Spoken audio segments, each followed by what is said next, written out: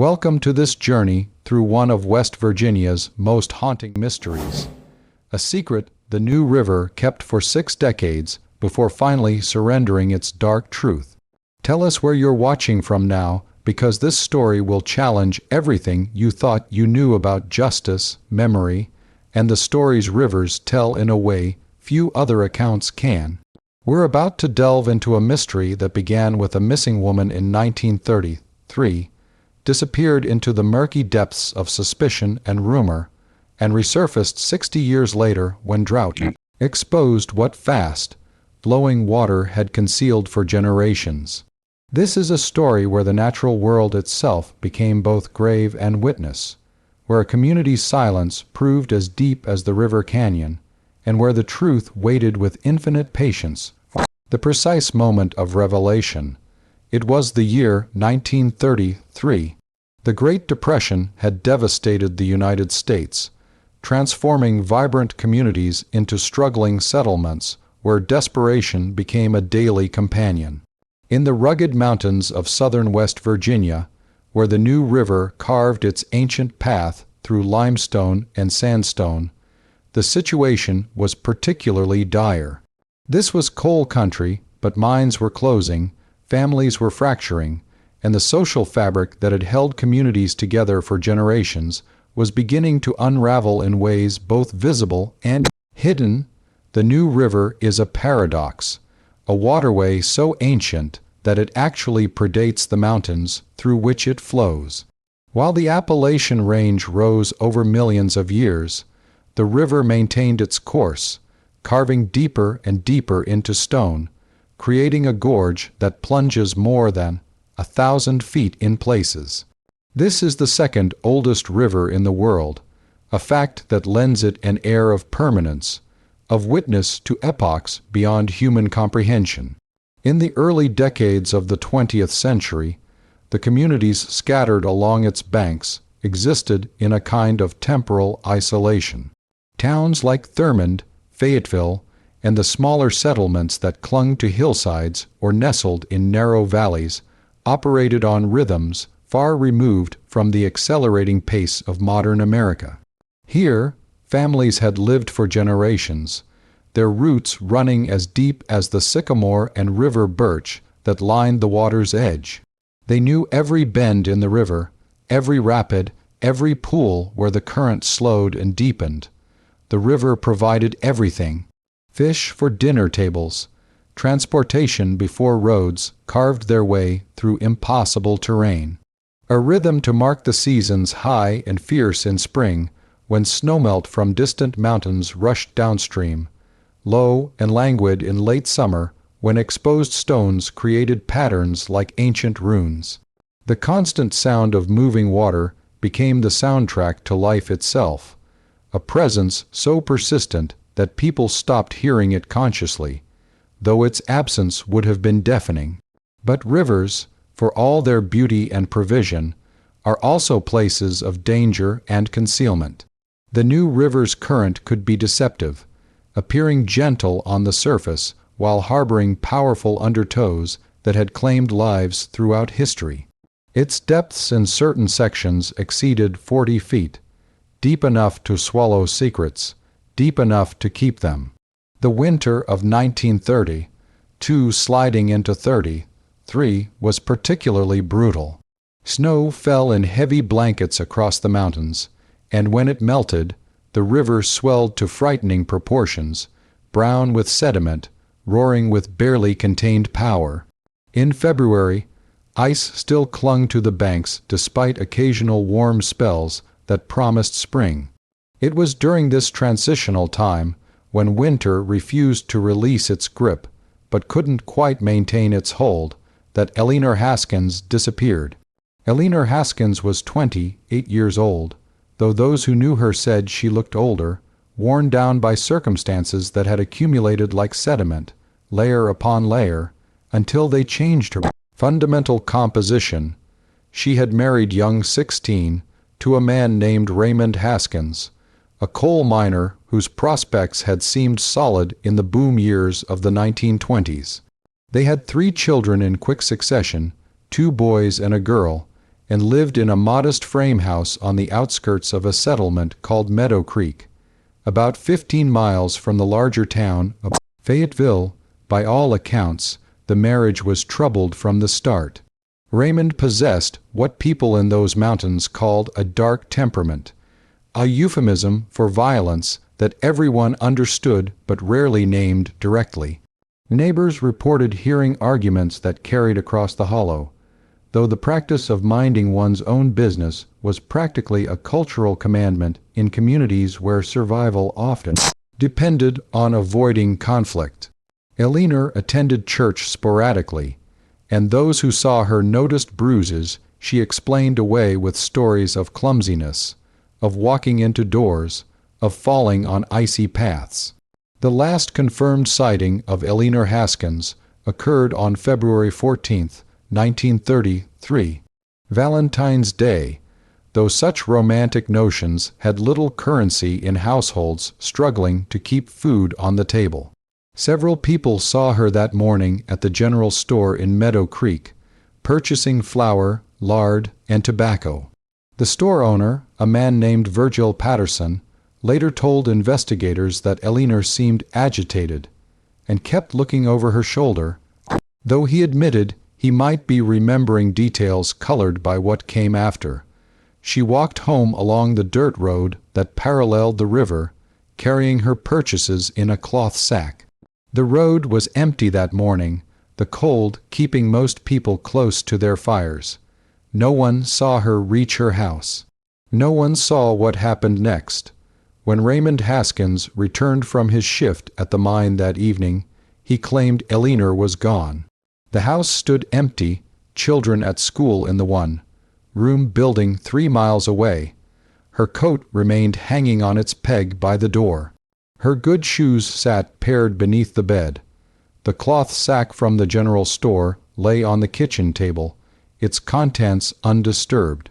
Raymond's story was simple, almost suspiciously so.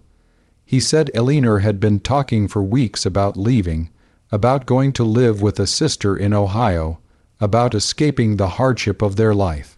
He claimed she must have finally done it, walked down to the road and caught a ride with a passing vehicle, abandoned her family without a backward glance. It was a story that satisfied exactly no one but challenged directly by surprisingly few.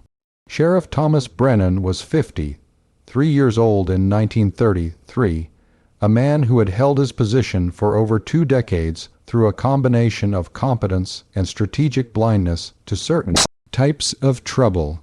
The mountains had their own codes, their own ways of handling domestic matters, and a law enforcement officer who insisted on inserting himself into every family dispute would quickly find himself either dead or voted out of office. Still, when Eleanor's sister from Ohio, a woman named Margaret Sutton, arrived in Meadow Creek a week after the disappearance, demanding answers, demanding a search, demanding justice, Brennan had to make some show of investigation.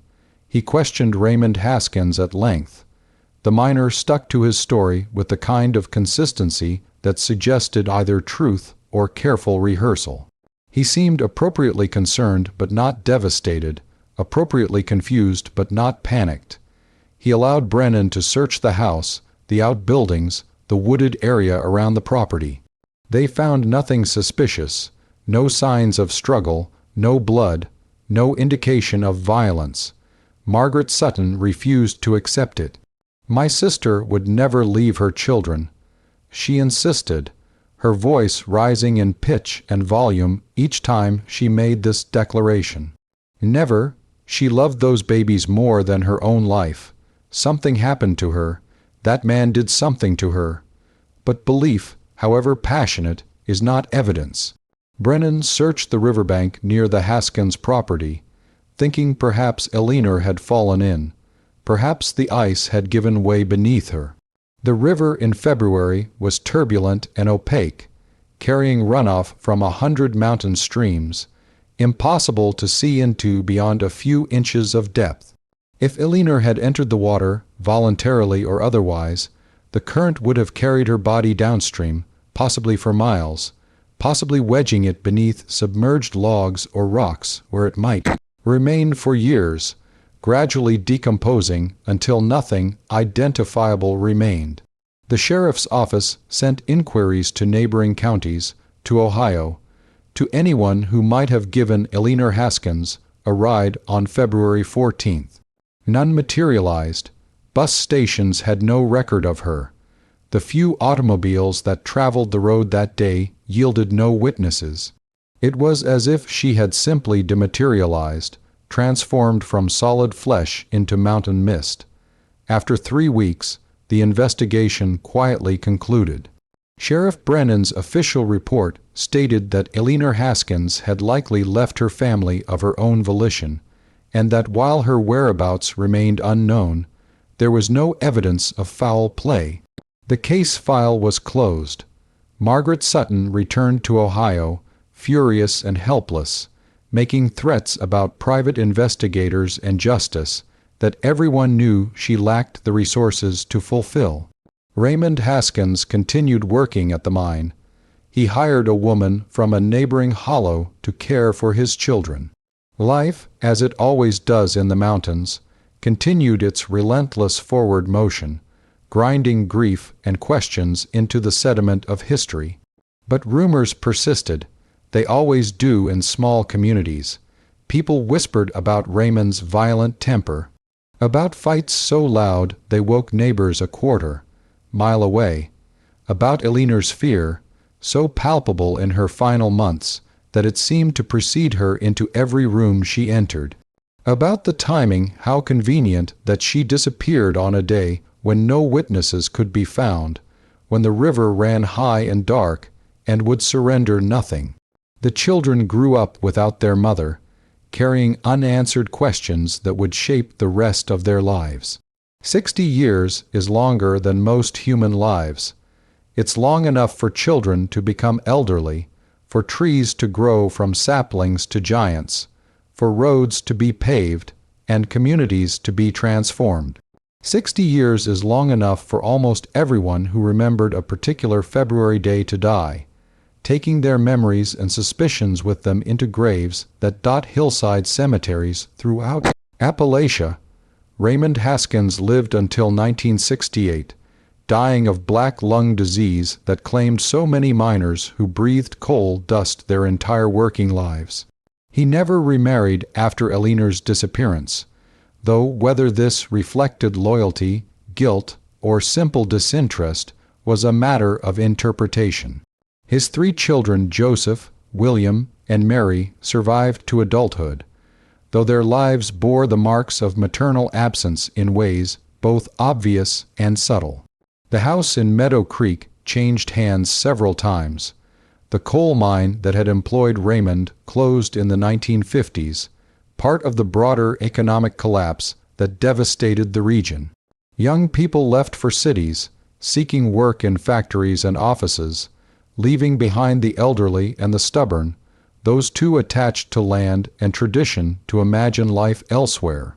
The New River, indifferent to human drama, continued its ancient journey. High in spring, low in late summer, it marked the passage of seasons with the regularity of a celestial clock. Fishermen cast their lines into its pools. Families picnicked on its banks. In the 1970s and 80s, the river became known for whitewater rafting, attracting tourists who paid for the privilege of being terrified by rapids with names like Surprise and Double Z. The gorge was designated a national river, protected, preserved, celebrated. Through all of this, through decades of flowing and freezing, flooding and subsiding, the New River kept its secret, kept it perfectly, the way only the natural world can, without conscience or judgment, simply holding what had been given to it to hold. Until the summer of 1993, the summer of 1993 was exceptional for its heat and its relentless absence of rain. Week after week, the sun blazed from a cloudless sky, baking the earth until it cracked, wilting crops, straining municipal water supplies, creating conditions that prompted comparisons to the dusty Bowl era, 60 years prior, rivers throughout West Virginia dropped to historic lows. The New River, despite its vast watershed and normally reliable flow, diminished to a shadow of its typical volume. Sections that usually ran deep and fast became shallow enough to wade across.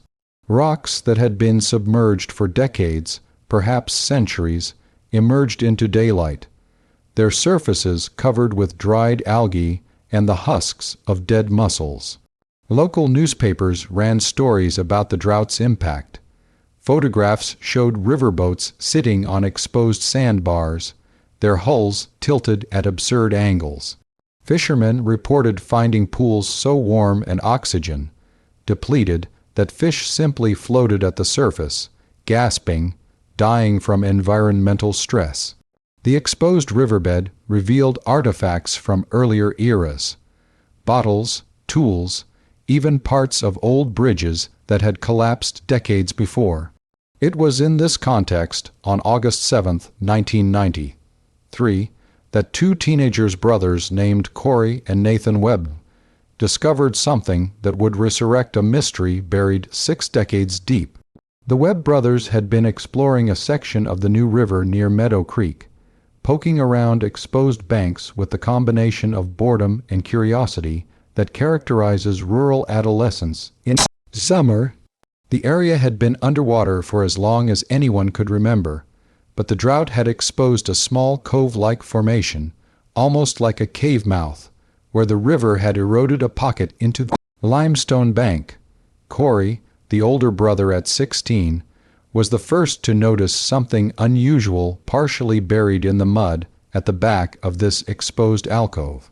The shape was wrong, too regular, too purposeful.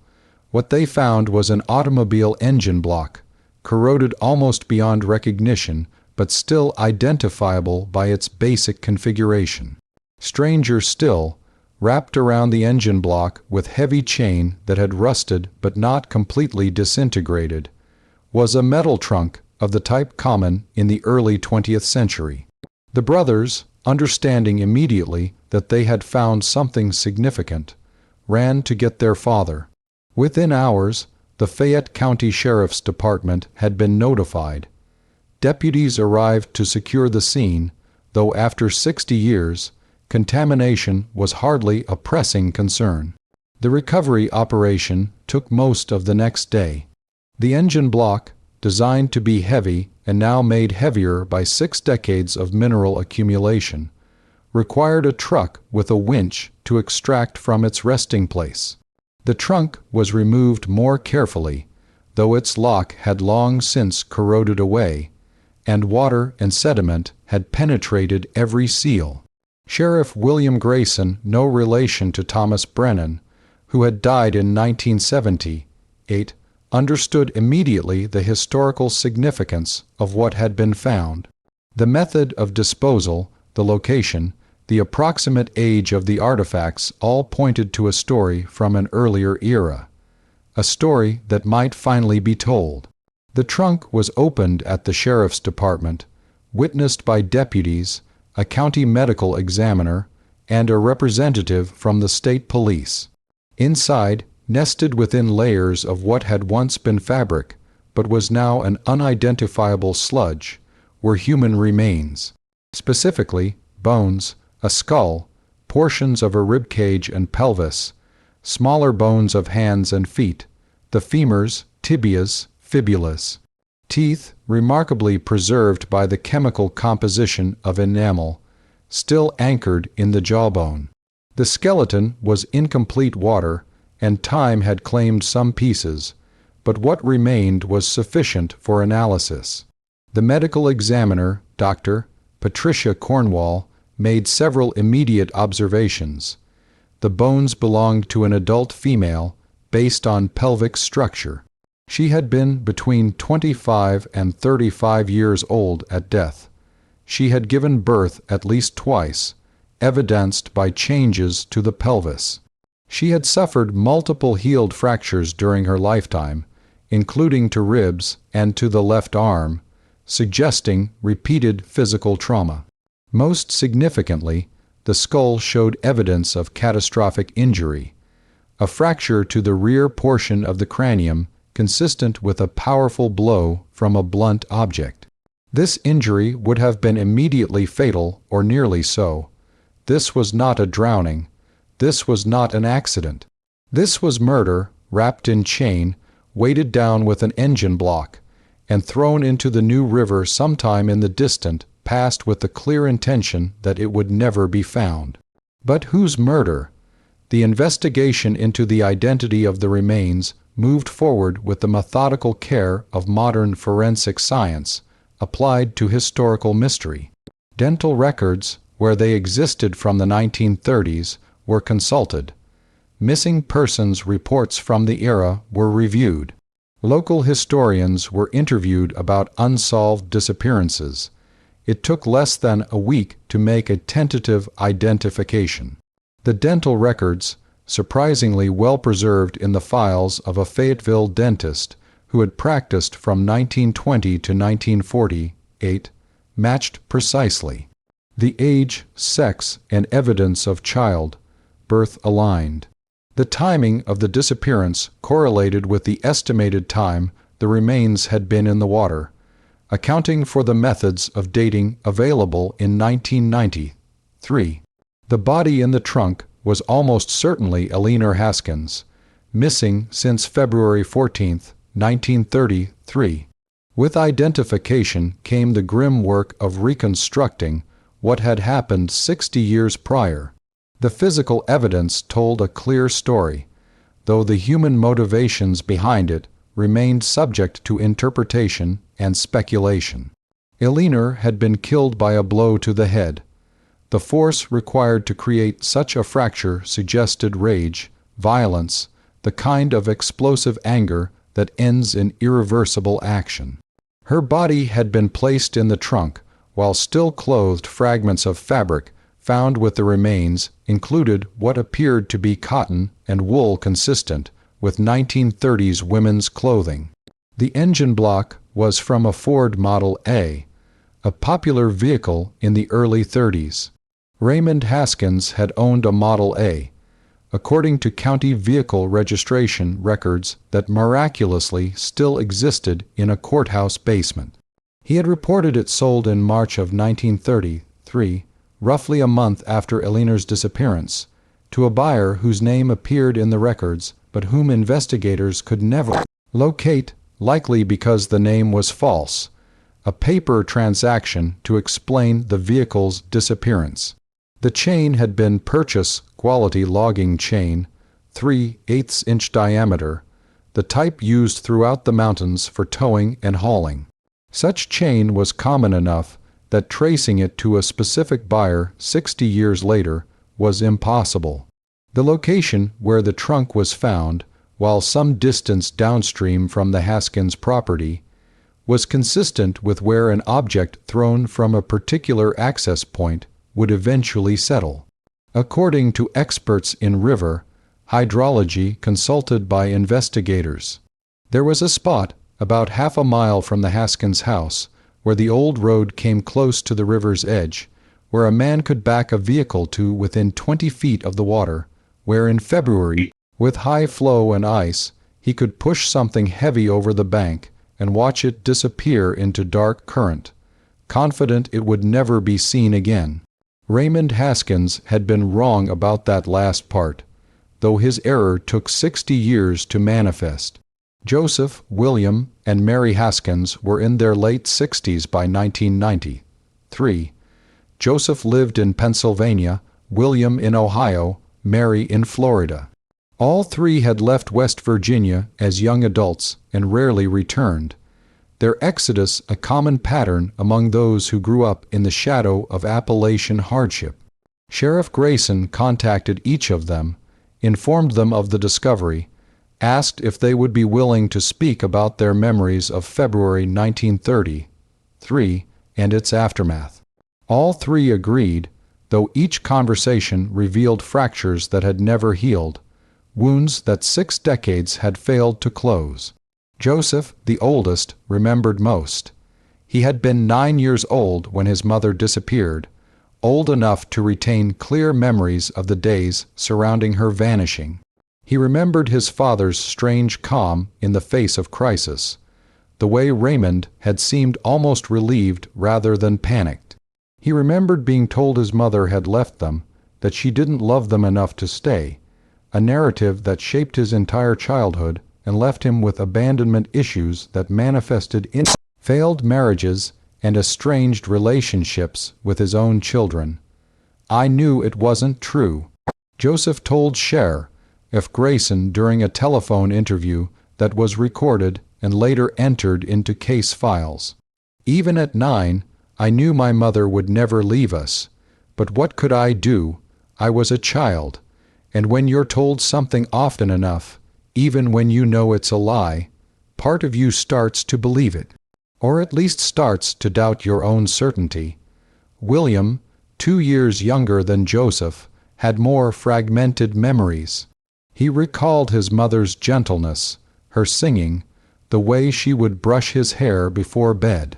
He recalled his father's anger, though he insisted he never witnessed actual violence. Children, he noted, are sent outside or to other rooms when parents fight, shielded from what they none, the let hear through thin walls. Mary, the youngest at only 5 when Eleanor disappeared, remembered almost nothing concrete.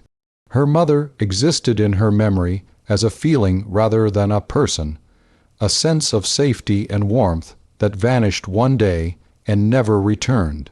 She had spent her entire life feeling the absence of something she could barely articulate, a phantom limb of the soul. All three expressed a complicated mixture of relief and grief at the discovery. Relief that they finally knew the truth, that their mother hadn't abandoned them, that their instinctive certainty had been validated after decades of doubt. Grief because the truth was murder, because their father, whom they had lived with, been raised by, carried some degree of love and loyalty toward despite everything had been a killer, had bludgeoned their mother to death and thrown her weighted body into the new river like garbage. None of them expressed surprise. The challenge facing law enforcement was unprecedented. They had a murder victim positively identified. They had physical evidence clearly indicating homicide. They had a prime suspect whose motive, means, and opportunity all aligned perfectly. But the suspect had been dead for 25 years. There would be no arrest, no trial, no opportunity for justice in any conventional sense. Raymond Haskins had escaped human judgment, dying in 1960, 8 of natural causes, buried in a hillside cemetery overlooking the same river that held his victim's body for 6 decades. The legal system, designed for living perpetrators, had no mechanism for posthumous prosecution. The case could be declared solved, but never closed in any satisfying way. District Attorney Michael Rosen held a press conference in late August of 1993, laying out the evidence, announcing the conclusion that Raymond Haskins had murdered his wife Eleanor. In February of 1933, weighted her body and disposed of it in the New River. This, Rosen said, his voice carrying frustration that transcended professional detachment, represents a failure of justice, though not of law enforcement. The original sheriff did the best investigation possible with the resources and understanding available in 1933, but Eleanor Haskins deserved better. She deserved truth while people who loved her still lived to witness it. She deserved to see her killer held accountable. The river kept her secret too well, and for too long. The press conference was covered by regional news outlets, and the story of Eleanor Haskins gained modest attention. Journalists wrote retrospectives about domestic violence in the Depression era, about the challenges of investigating crimes before modern forensic science, about cases like this one where nature becomes an unwitting accomplice to murder. But without a living perpetrator, the story lacked the dramatic arc audiences had come to expect from true crime narratives. There was no perp walk, no trial, no sentencing, no tearful confession. Just bones in a trunk, an old murder finally confirmed, and a family carrying scars that would never fully heal. Eleanor Haskins was finally laid to rest properly in September of 1993, 60 years and 7 months after her death. The funeral was small, attended by her 3 elderly children, a handful of distant relatives, Sheriff Grayson and several of his deputies, and a few local residents old enough to remember when Eleanor had disappeared and young enough to still be alive. The service was held at the same church Eleanor had attended sporadically in life, though the building had been rebuilt twice since the 1930s and bore little resemblance to the structure. She would have known.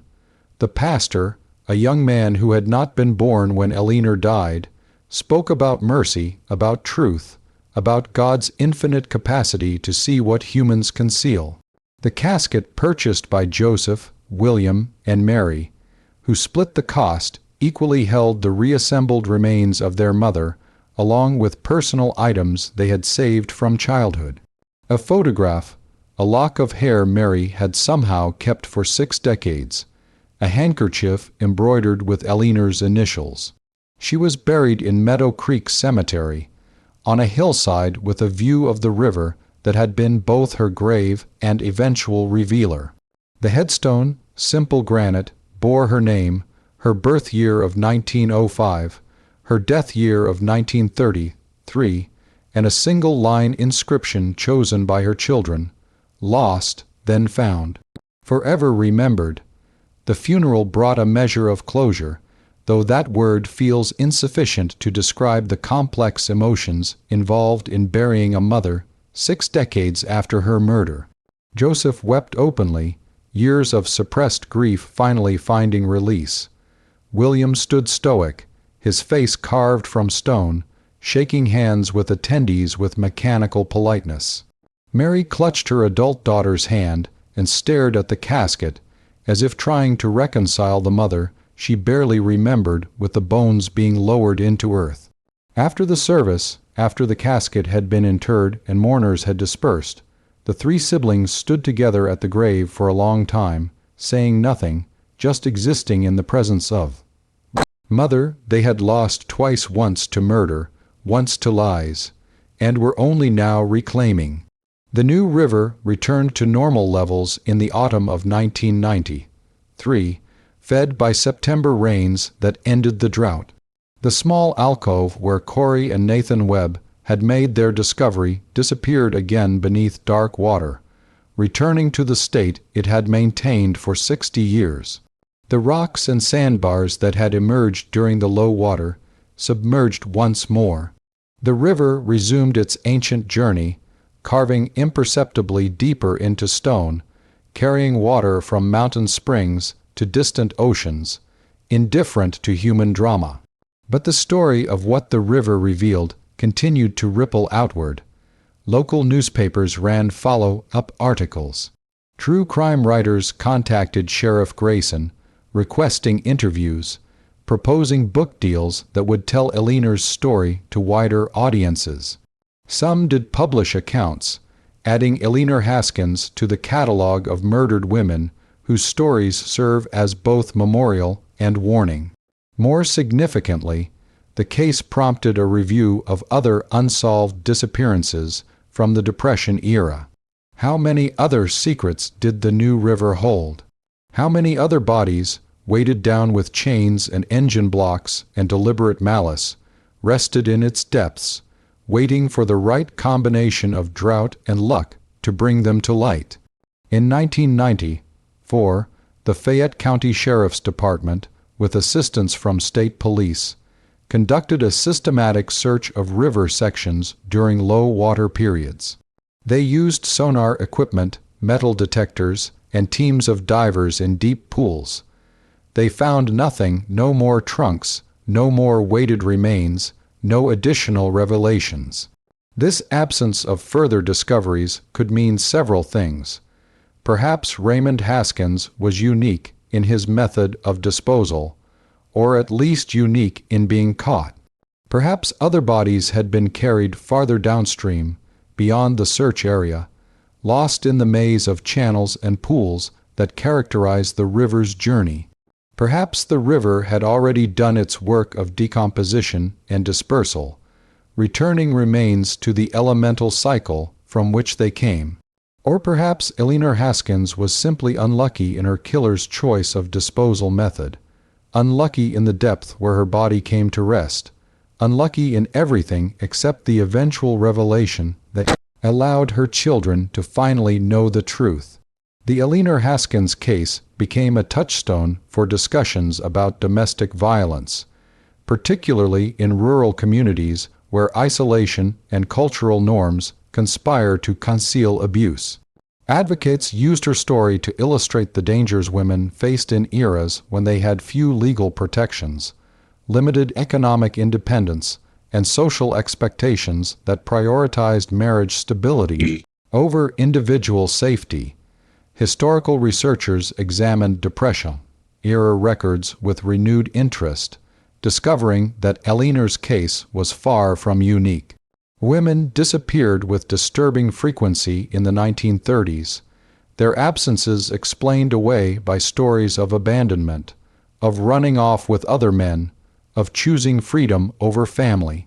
How many of these stories were true, and how many were convenient fictions covering murder, would never be fully known. The case also highlighted the limitations of justice systems across time. Modern forensic science could identify 60-year-old remains, could determine cause of death, could even point confidently to a specific perpetrator. But all this scientific capability was rendered moot by the simple fact of death. Raymond Haskins would never answer for his crime in any legal sense.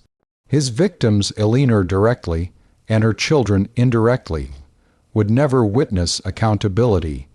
This temporal disconnect raised philosophical questions that extend beyond individual cases. What is the purpose of solving a murder when the killer is already dead? Is there value in establishing truth decades after the relevant parties have passed beyond caring? The answer, according to Eleanor's children and the advocates who used her story, was an emphatic yes. Truth matters even when it comes late. Victims deserve recognition even posthumously. The historical record matters because patterns hidden in individual tragedies can inform present-day prevention. Sheriff Grayson, reflecting on the case in interviews years later, put it simply, we owed it to Eleanor.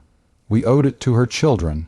We owed it to all the other women who disappeared and were never found, never properly mourned, never acknowledged as anything more than statistics in missing persons files. The river gave us a chance to do right by one of them. We took it. Despite the resolution of Eleanor's fate, questions persisted. Some were answerable with research and speculation. Others would remain forever unanswered, lost to time and the deaths of those who held relevant memories. Why did Raymond kill Eleanor that specific day?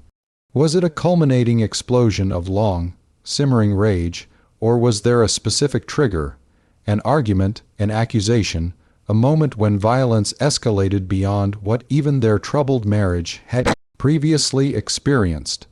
The children had no knowledge of what happened in the hours before their mother's death.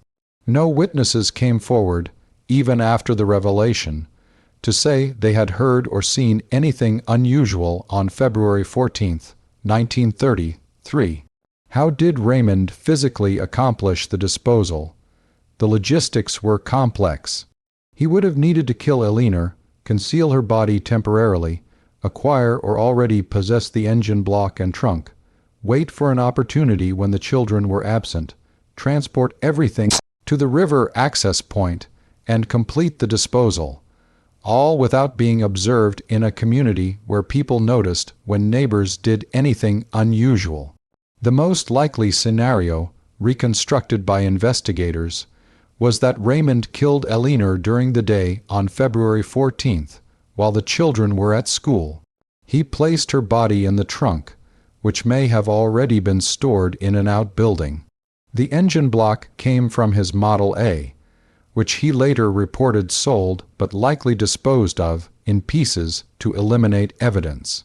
That night or the following night, under cover of darkness, he drove to the river access point and completed the disposal, returning home to establish his story of abandonment. But this reconstruction, however logical, remained speculation. The only person who knew exactly what happened was dead, having carried his specific knowledge into the grave a quarter-century before the river revealed his crime. The story of Eleanor Haskins did not end with her reburial or the official closure of the case. Her name joined the roll of victims whose stories continue to resonate across decades, instructive and heartbreaking in equal measure. In Meadow Creek, the site where her body was found became a kind of informal memorial. People began leaving flowers on the riverbank during the anniversary of the discovery, particularly in August when the drought had exposed the alcove. Local high school students studying Appalachian history learned about Eleanor's case as an example of how the past refuses to remain buried, how truth has a way of emerging even when powerful forces conspire to conceal it.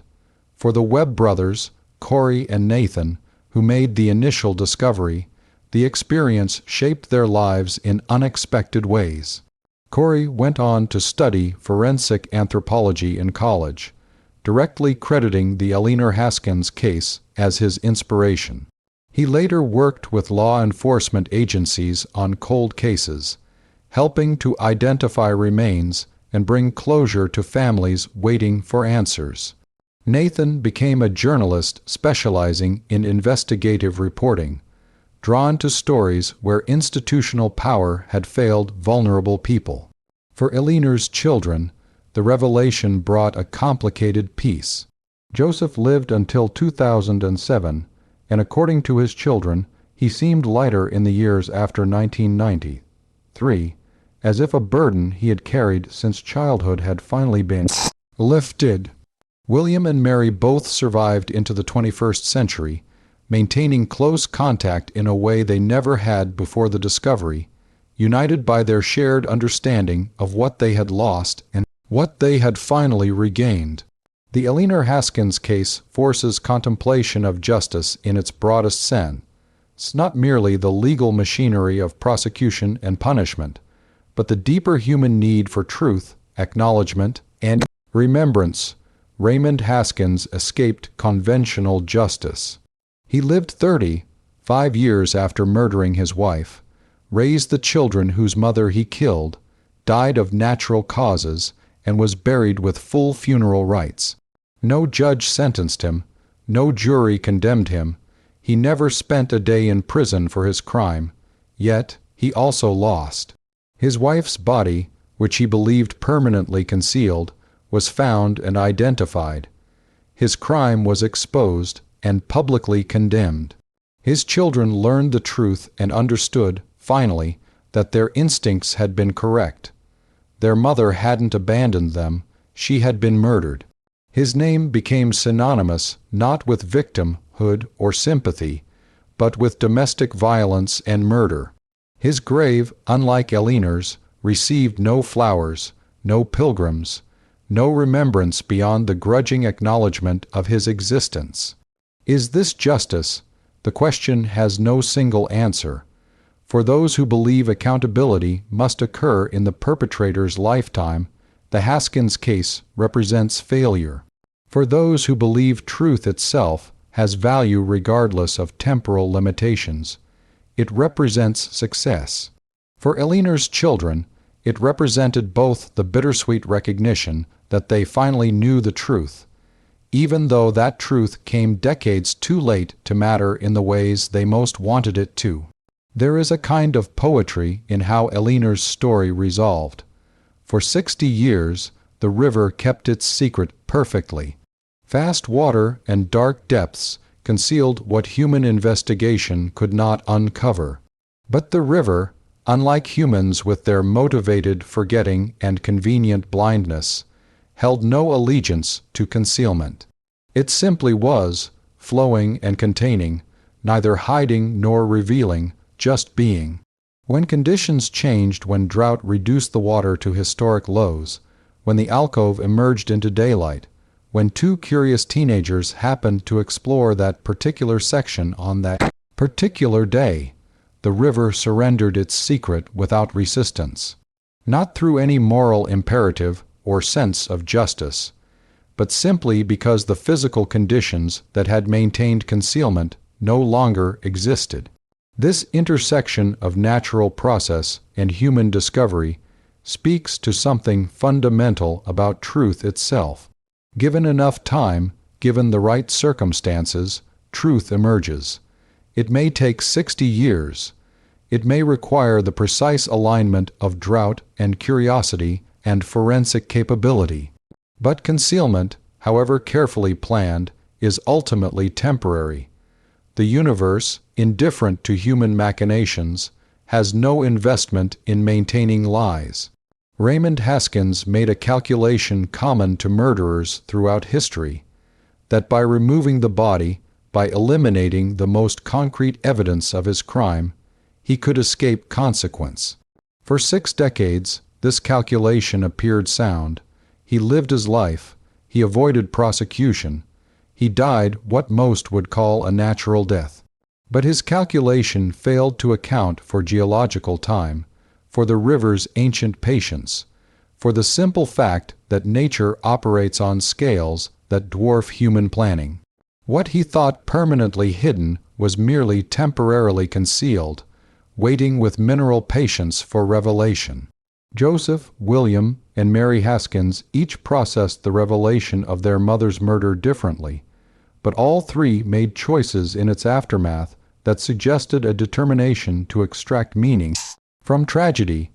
Joseph, in the final years of his life, became an advocate for missing persons cases, particularly those involving women who disappeared under suspicious circumstances. He donated to organizations that provided legal assistance to domestic violence victims. He spoke at events, sharing his mother's story and his own experience of growing up believing she had abandoned him, only to learn decades later that she had been murdered. His testimony was powerful precisely because of its temporal span. He could speak to the long-term psychological damage of unresolved loss, of lies that calcify into assumed truths, of the relief that comes with finally knowing. William took a more private approach.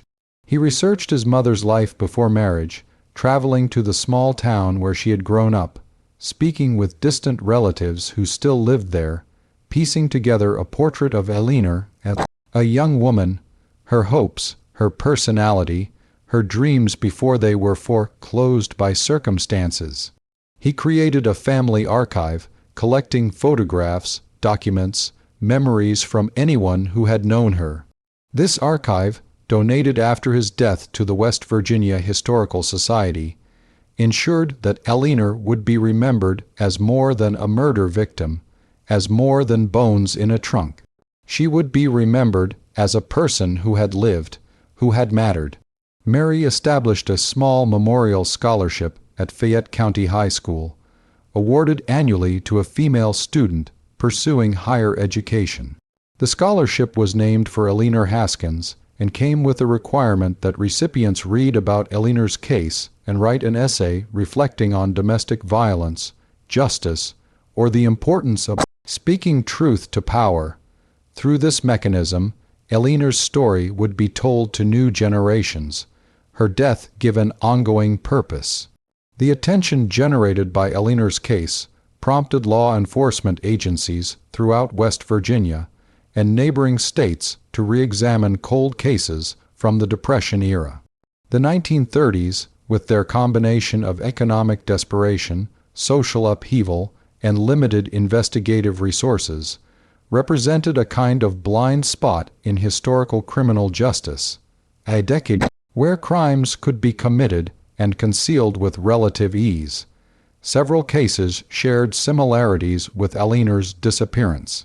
Women who had reportedly left their families, husbands who claimed abandonment, investigations that quickly stalled due to lack of evidence. The difference was that those women's bodies had never been found, their fates remaining permanently uncertain. Sheriff departments began looking at local rivers, quarries, wells anywhere a weighted body might rest concealed. Some discoveries were made. In Nicholas County, a metal drum containing human remains was found in an abandoned well in 1995. The remains were identified as belonging to Martha Collins, missing since 1937. Her husband, like Raymond Haskins, had been dead for decades, escaping earthly prosecution. In Wyoming County, a similar case emerged. In Kanawha County, another. Each discovery added to the growing understanding that Eleanor's case was not exceptional but representative. One example among potentially dozens or hundreds of women murdered by intimate partners, and concealed in ways that exploited both geographical isolation and investigative limitations of the era. These cases, taken together, painted a disturbing picture of Depression-era Appalachia, where economic hardship, social isolation, and patriarchal power structures combined to create environment where domestic violence could escalate to murder with limited risk of consequence. The myth of the tight-knit mountain community, where everyone knew and helped everyone else, confronted the reality that communities could be willfully blind to violence occurring within their boundaries. The role of drought in revealing Eleanor's remains raises interesting questions about climate, environment, and the discovery of historical crimes. The 1993 drought was severe, but not unprecedented. Historical records show similar droughts occurring roughly every 30 to 50 years in the region. This raises the possibility that Eleanor's remains might have been partially exposed during a drought in the 1960s or early 70s, only to be missed by the absence of anyone exploring that particular section at that particular time. Discovery requires not just exposure but observation, not just visibility but a viewer prepared to recognize significance. Climate scientists studying patterns in the Appalachian region have noted that drought frequency appears to be increasing, potentially due to broader climate change trends. If this pattern holds, more historical secrets may emerge from rivers, lakes, and reservoirs as water levels fluctuate more dramatically and frequently. This connection between environmental change and historical revelation is both practically significant and metaphorically rich. The past, we like to believe, is settled, fixed, unchanging. But environmental shifts literally unearth what was buried, expose what was hidden, bring to light what powerful forces worked to conceal. In this sense, climate change serves as an unwitting detective, revealing evidence that human investigators might never have found. The New River, in surrendering Eleanor's body during the 1993 drought, reminded observers that nature is the ultimate archive. Everything human civilization produces, everything we discard or hide or destroy, remains somewhere in the geological record. The question is merely whether conditions will ever align to make that record readable to human eyes. The psychological impact of the Haskins case extended far beyond the immediate family. For residents of Meadow Creek and surrounding communities, the revelation forced a reckoning with communal memory and communal responsibility. Many older residents in 1993 had lived through the original disappearance, had heard the rumors, had perhaps even harbored suspicions about Raymond Haskins. The discovery of Eleanor's body 60 years later confronted them with an uncomfortable question. Could the truth have been discovered sooner? Should someone have pushed harder, insisted on a more thorough investigation, refused to accept the abandonment narrative? These questions had no comfortable answers. The residents of 1933 had operated within their era's limitations and cultural norms. To judge them by 1993 standards was arguably unfair.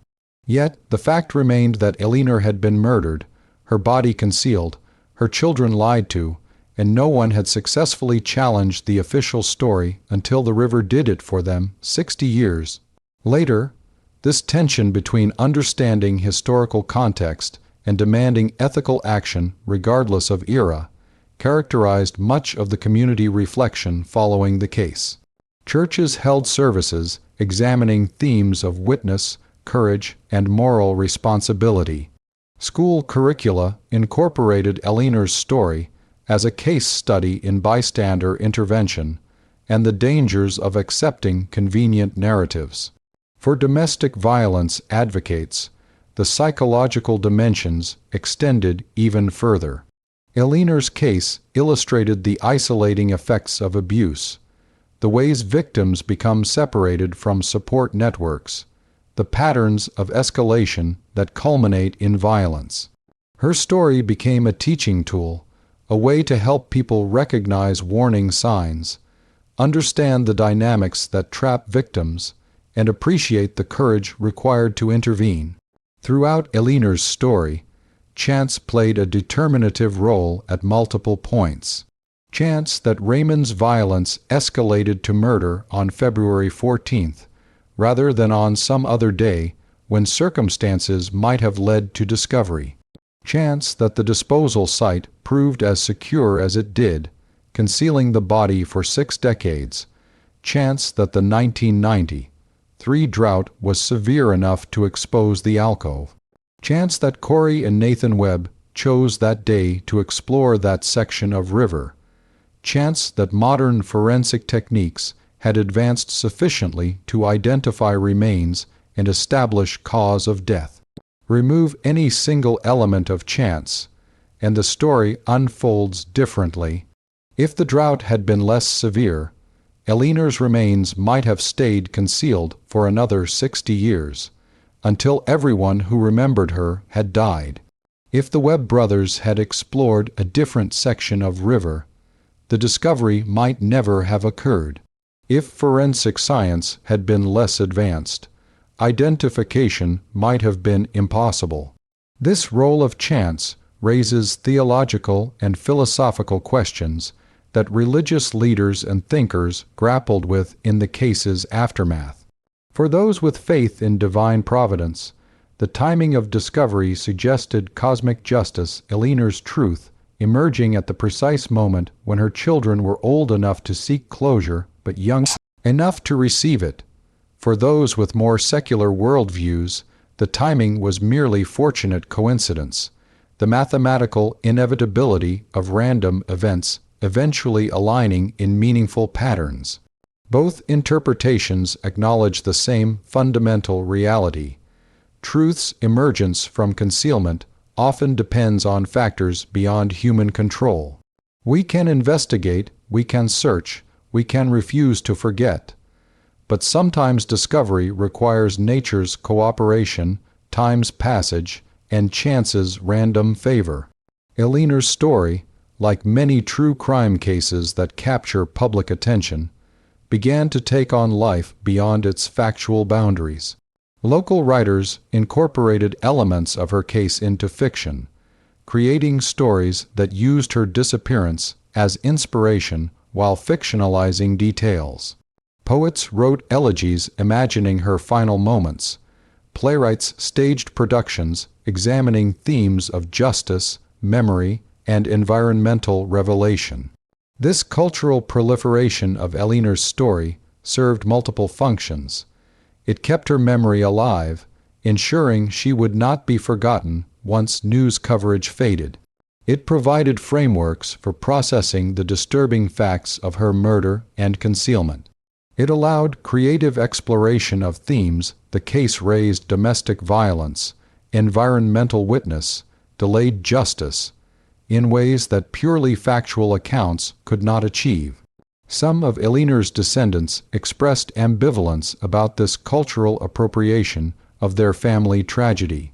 Mary, in particular, gave interviews expressing discomfort with seeing her mother's murder transformed into entertainment, even when the creators insisted on respectful treatment. This tension between public interest and private grief, between educational value and exploitation, had no easy resolution. The West Virginia Humanities Council eventually developed guidelines for ethical engagement with Eleanor's case, establishing protocols that balance the public's right to learn from historical events with the family's desire for respectful treatment. These guidelines included requirements for consulting with descendants, providing content warnings, and ensuring that commercial projects included educational components.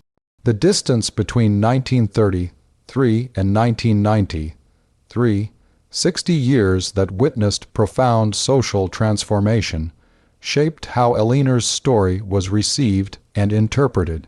By the 1990s, cultural attitudes toward domestic violence had shifted dramatically from the Depression era's tacit acceptance of male domestic authority. In 1933, a man hitting his wife, while not universally approved, was widely viewed as a private matter, something outside the proper purview of law, enforcement, or community intervention.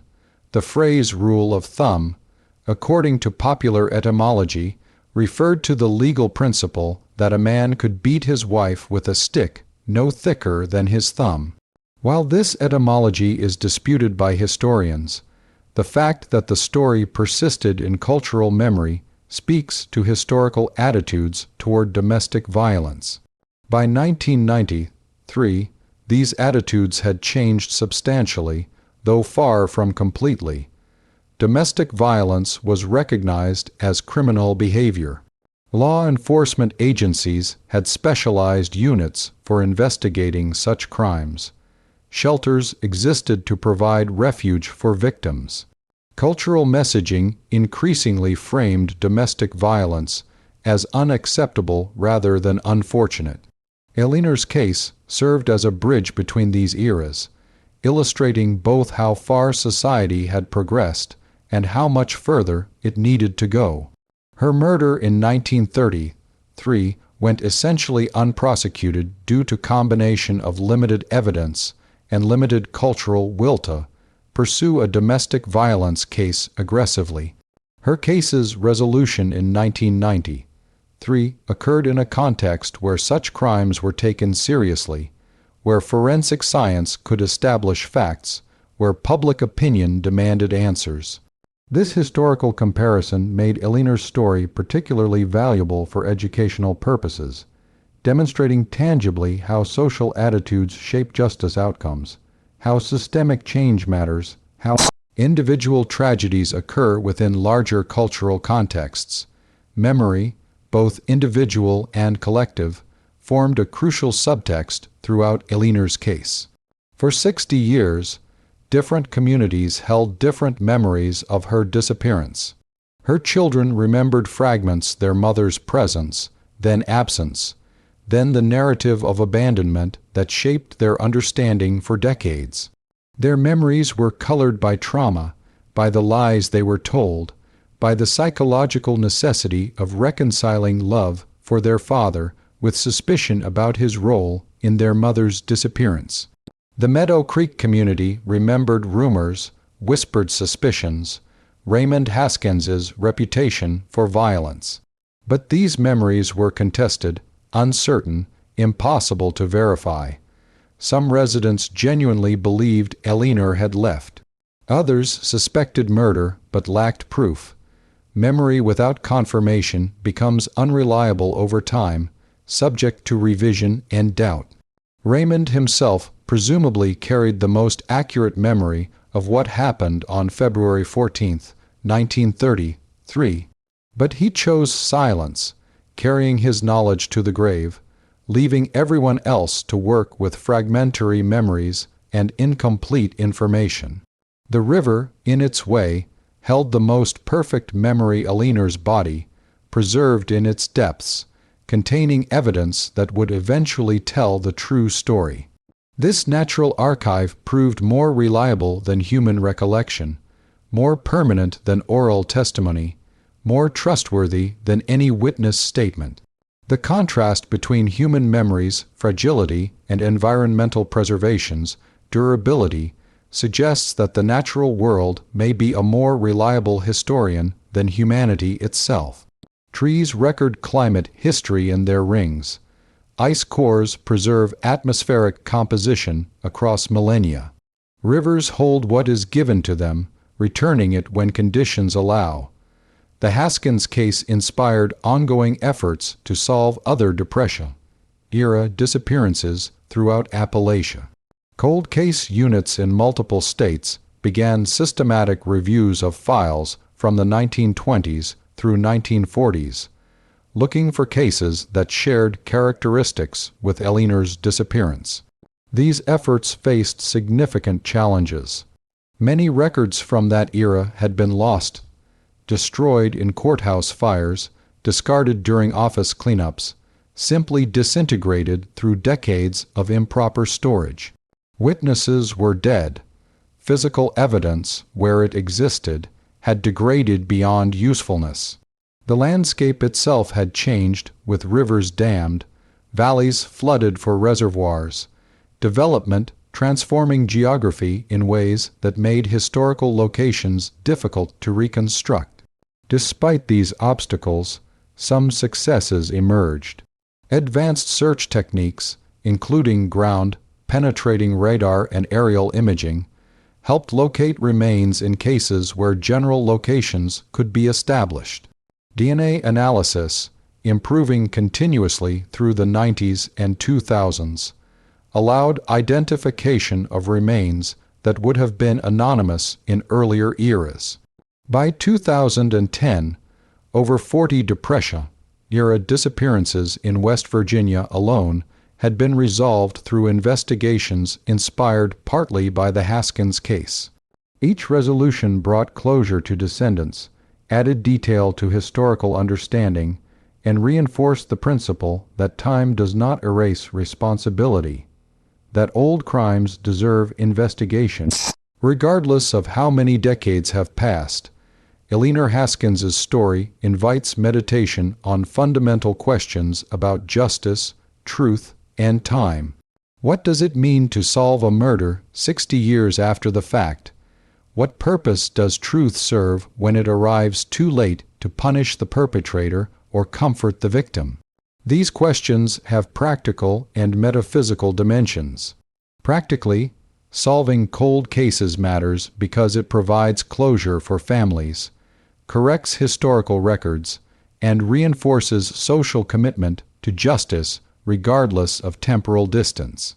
The investigation sends a message that murder will be pursued and exposed even if prosecution proves impossible, that society does not forget its victims simply because convenient narratives suggest they should be forgotten.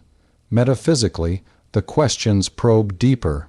They ask whether justice is purely instrumental, valuable only insofar as it produces tangible outcomes like punishment and deterrence, or whether justice has intrinsic value independent of consequences. They explore whether truth matters for its own sake or only for what truth enables. Eleanor's case suggests that truth does possess intrinsic value. Her children needed to know what happened, needed validation that their instincts had been correct, needed release from the lie that their mother had abandoned them. This need persisted regardless of Raymond's death, regardless of the impossibility of conventional prosecution. Knowing the truth changed nothing materially. Eleanor remained dead. Raymond remained beyond reach of human judgment. Yet knowing changed everything psychologically and spiritually. In this sense, the Haskins case affirms that justice includes acknowledgement, that truth, telling itself, constitutes a form of justice even when separated from punishment. Society's willingness to investigate, to establish facts, to correct false narratives, represents moral action worth taking regardless of practical limitations. The New River continues its ancient journey, carving imperceptibly deeper into Appalachian stone, flowing from mountain springs toward distant oceans. The alcove where Eleanor's body rested for 60 years remains submerged under normal water levels, visible only during severe droughts. The teenagers who found her remains have aged into middle life. Sheriff Grayson retired and was replaced. The century turned. Eleanor Haskins's grave on the hillside overlooks the river that was both her burial place and eventual liberator. Visitors still leave flowers, particularly in February around the anniversary of her death, and in August around the anniversary of her discovery. Her headstone has weathered slightly, the inscription still readable but showing the effects of years exposed to Appalachian weather. Her children have all passed now: Joseph in 2007, William in 2012, Mary in 2016. They lived long enough to know the truth, to bury their mother properly, to achieve at least partial closure on trauma that shaped their entire lives. They took that closure with them when they died, leaving behind descendants who carry Eleanor's story, but without the direct emotional weight of lived experience. The story remains instructive. It reminds us that violence against women is not a modern phenomenon, but a historical constant, one that each era must confront with whatever tools and understanding it possesses. It demonstrates that concealment, however clever, is ultimately temporary when set against geological time and nature's patient processes. It proves that truth matters, that cold cases deserve investigation, that victims deserve acknowledgement regardless of how many years separate crime from discovery. But perhaps most powerfully, Eleanor's story affirms the strange partnership between human persistence and natural revelation. Sheriff Brennan in 1933 investigated as thoroughly as his era allowed and found nothing. Sheriff Grayson in 1993 had the advantage of forensic science, but he also had the advantage of drought, of exposed riverbank, of two curious teenagers who happened to explore the right section of river at the right moment. Neither investigation alone would have succeeded. Brennan lacked the physical evidence to challenge Raymond's story. Grayson would have had no case to investigate if the river hadn't surrendered its secret. Truth emerged from the collaboration, human curiosity meeting natural revelation, investigation meeting disclosure, persistence meeting patience. The story of Eleanor Haskins remains a disturbing reminder that domestic violence is a long shadow cast across generations, that secrets buried in rivers can shape lives never directly touched by the original crime, that truth delayed is painful but still necessary. But questions remain. How many other women disappeared during those hard Depression years, their bodies concealed in ways that no drought will ever reveal? How many children grew up believing they had been abandoned, when in fact their mothers had been murdered? How many Raymond Haskinses escaped even the delayed accountability that his case finally achieved? To this day, the New River flows through its ancient gorge, carrying water and sediment and secrets known only to its depths. On its banks, communities continue living, working, raising families in the shadow of mountains that witnessed generations of human drama. The river remains indifferent, following physical laws without moral judgment, concealing what enters its depths until conditions align for revelation.